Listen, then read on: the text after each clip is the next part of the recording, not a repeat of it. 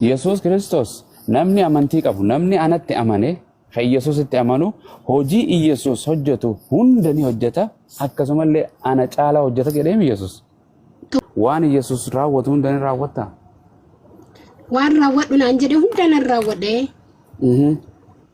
hayyee Yesuus Kiristoos du'a kaaseemi du'a kaaseere du'a ni kaafta amma yoo inni naaf kenne ka no naa kannen jedhu yoo isinii kannen jennu yoo namni Yesuusitti amanu jedhe Yesuus namni anatti amanu jedhe namni anatti amanu waan ani raawwadhu hunda ni raawwata jedhe hunda sin gaafadhu waan Yesuus raawwatu takka ni raawwattaati takka qofa hundaami takka okay nan raawwadha takka du'a ni kaafta du'a humna isaatiin kaasuu danda'a yoo inni kadhannaa koo yoo dhaga'e humna isaatiin ni kaaf dhagaheen jenne Yesuus hin raawwata jedhen dhugumaan isinitti hima namni anatti amanu waan ani raawwadhu hunduma ni hojjeta ana caalaallee hojjeta jedhe waan an gara abbaa deemuuf ati waan Yesuus raawwatu takka ni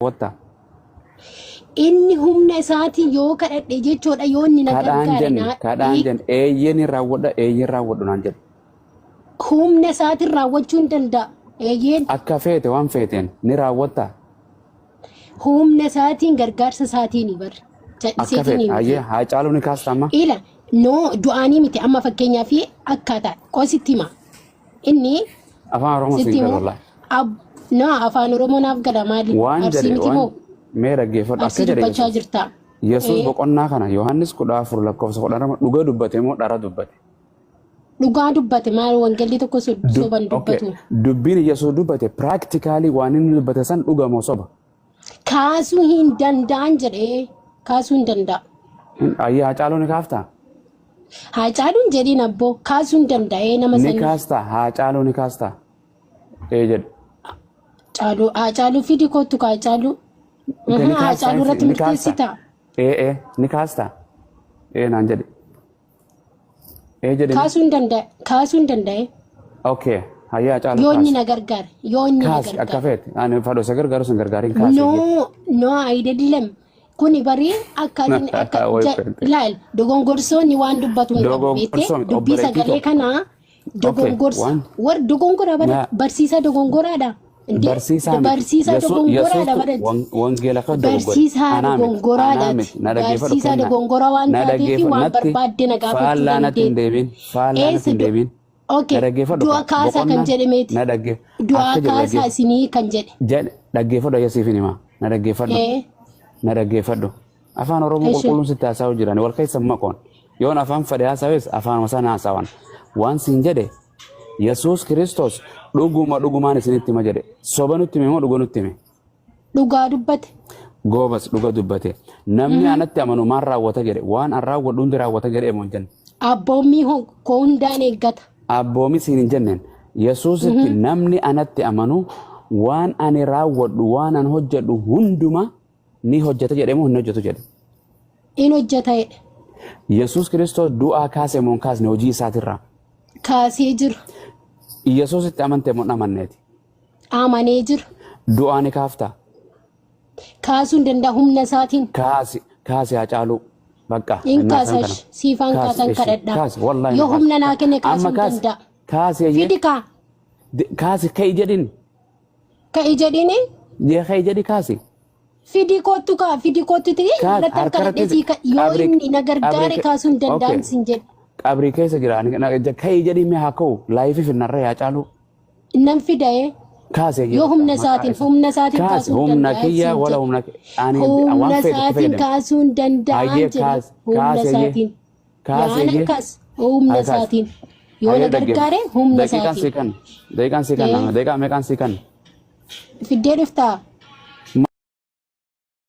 maal fida du'a harka keessaan kan jedhee fida kaasi qabrii jira lafeen isaatiif hundinuu takka hin jirtu kaasi deebisinu jirutti isaaf hin danda'ama bar isaaf hin danda'ama kaasiin sin jedhe waaqayyoof hin danda'amaan jedhe kaasiin sin jedhe na wajjin falmii rakkoo hin qabu kaasuu hin danda'a humna isaatiin hin ka'a kaasi Yesuus du'aa kaasa kaasi ayya Yesuusiif hin danda'amu kaasee isiniif illee danda'ama jedhe namni ati amanuu sin raawwata jedhe waan raawwadhe kaasee. Isaaf hin danda'ama ka humna naa kenneef kaasuu hin danda'an sin jedhe. Kaasiin jedhe waa'ee Yesuus hin gaafane waa'ee keetiin si gaafate Yesuus raawwate kute gara Waaqayyoo ati kaasiin sin jedhe amma. Ati kaase kenna. Naan kaasaan jedhee dhan kaasee du'aan ka'e. Hayya kaase. Duuti yoo Yesuus Kiristoos humna isaa ayyaana isaa naaf kennee jira. Hayya kaase. Kaase kaase. Si kana kaase. Naan kaase. Siif kaasa barree. Kaase. Yoom kaasta? Amma siif kaasa.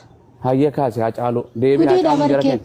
Addunyaa irratti lallaba amma dabarsa. Ka'u jira kaase kaase haacee wayini haacee biyyen si haa nyaatu.